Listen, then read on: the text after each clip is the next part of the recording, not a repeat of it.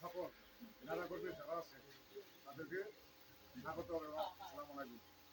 আমি চাই সামনে যে দিনগুলো আছে জানালের পক্ষ থেকে খিদিরপুর এবং লেবুতলা চন্দ্রবিনু বাসাবার আমরা তারা পাশে আমাদের সবাইকে নিয়ে আমাদের জানালের পক্ষ থেকে জনগণ আমরা চাঙ্গা করতে চাই এবং সবার সাথে মানে নীতি নিয়ে ভালোবাসা নিয়ে আমাদের কাছে আমরা ভালো ব্যবহার করি। আর সামনে যদি আরো মানে কাছে মনে কিন্তু কষ্ট থাকে সব কথাগুলো মানে উপস্থাপন করবেন যে আমরা প্রতিটা লাগে এবং মানে প্রতিটা ইউনিয়নে জনগণের পক্ষে থেকে সর্বোচ্চ চেষ্টা করতে পারি মানে কাছে যাতে আমার এই গ্রামের লোক মানে কাছে সবাই মানে কাছে সম্মান দেওয়া চলতে পারে। আর আমার যারা ভাই ভাই আছে তাদেরকে অত্যন্ত মানে কাছে খুশি মানে কাছে আমার এলাকায় আসার জন্য আমার খাদ্য আসার জন্য আমি এলাকার পক্ষে থেকে মানে কিছু কথা বলতে চাই না। আমি কথা বলবো পরে পরবর্তী সময় দেখো রানিং অবস্থায় মানে কাছে সাধারণ বিষয় মানে আমি দাওয়াত দিচ্ছি। এখন আমি মিটিংয়ে কিছু এখন অবস্থান করি নাই। মিটিং যদি করি তা পরবর্তী সময় মিটিং করে আমাদের কাছে সবাইকে মানে ডাকানো। এখন আমার এক ভাই আছে মানে এই ভাই মানে কথা বলবো আমার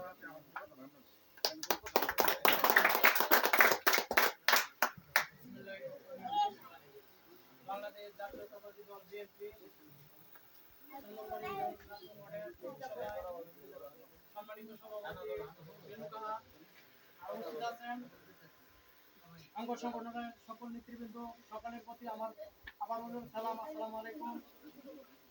বন্ধুরা আমার, আপনারা জানেন যে আজকের যে প্রোগ্রামটা এটা 3-4 ঘন্টার একটা প্রোগ্রাম। 3-4 ঘন্টা আগে শুধু আমাদেরকে বলছে যে আপনারা এই জায়গায় আসেন, আমরা একটু আলোচনা করব।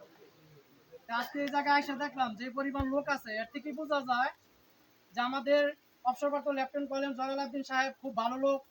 এই ভালো লোক, ওনার ভালো নীতি থাকার কারণে আজকে এটা প্রমাণ হয়ে গেছে যে এখানে অনেক লোক বিনা স্বার্থে জয়নাল সাহেবের ভালোবাসায় উপস্থিত হয়েছেন। আমরা জয়নাল সাহেবের নেতৃত্ব কিভাবে শক্তিশালী করা যায়, সাংগঠনিক কিভাবে শক্তিশালী করা যায়, আমরা সকালে এটা সবসময় নিজের পক্ষ থেকে বিনা স্বার্থে জয়নাল সাহেবের সমর্থন যে দল বাংলাদেশ জাতীয়তাবাদী দল বিএনপি, এই বিএনপির স্বার্থে আমরা সব সময় আমাদের চেষ্টা চালিয়ে যাব। আর বিশেষ করে নরসিংদী জেলার যে কমিটি হয়েছে, দ্বিতীয় যে কমিটি, স্পষ্টভাবে এখন এটা পরিষ্কার হয়ে গেছে যে মনোহরদী বেলাবারের কমিটি আমাদের জয়নাল সাহেবের হাতের মুঠে এসে গেছে। আপনারা নিশ্চিত থাকেন, আগামী দিন আপনারা যে যেখানে থাকার ইচ্ছা আছে আপনারা থাকতে পারবেন। বর্তমানে এটা নিয়ে কোনো সময় কোনো ডাকাডাকি করেন না, আমাদের হাতে কমিটি আসবে, যে যেখানে যোগ্য আছেন বা যোগ্য ব্যক্তি আপনারা এই জায়গায় থাকবেন ইনশাআল্লাহ। আপনারা সবাই ভালো থাকেন, আপনাদের সকালে সেই সুস্বাস্থ্য কামনা করে আমি বিদায় নিলাম। আসসালামু আলাইকুম।